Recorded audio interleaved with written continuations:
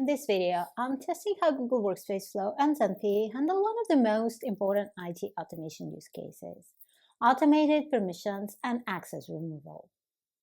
This is a workflow used by multiple Zenphi customers to maintain data security and compliance. Here is this scenario.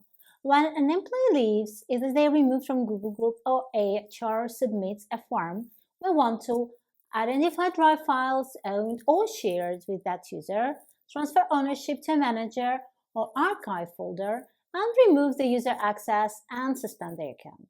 We're testing how well each tool handles administrative and security function and how deeply they integrate with Google Admin and drive permissions.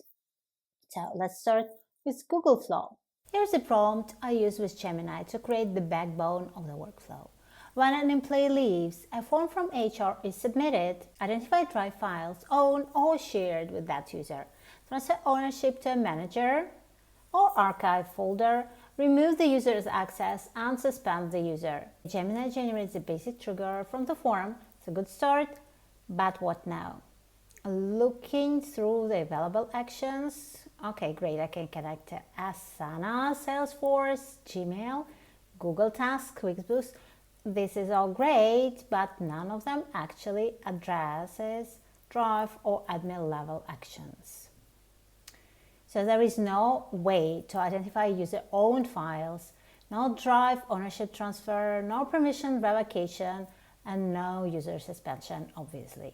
So we can conclude that, at least for now, Google Workspace Flow does not support administrative and security level automations. Those require direct integration with Google Admin APIs, which Flow currently doesn't provide. Now let's try the same workflow in Zenphi. I'll start a new flow triggered either by an HR for submission or by a change in a Google group, which is how many admins actually prefer handle onboarding as far as I know.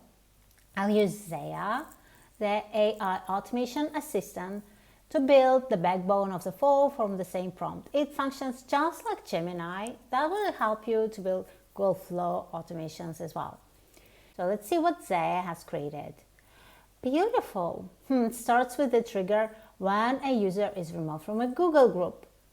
This is absolutely amazing, exactly how I wanted. Next, let's see what are the next steps. Drag the user by the email. Perfect. List all files and folders associated with this user. Okay, and now loop through each of these files to transfer ownership. I can hardcode the ownership transfer to an IT account, but I can take it even further. Here, add find a manager step and dynamically transfer the ownership to the user's manager instead.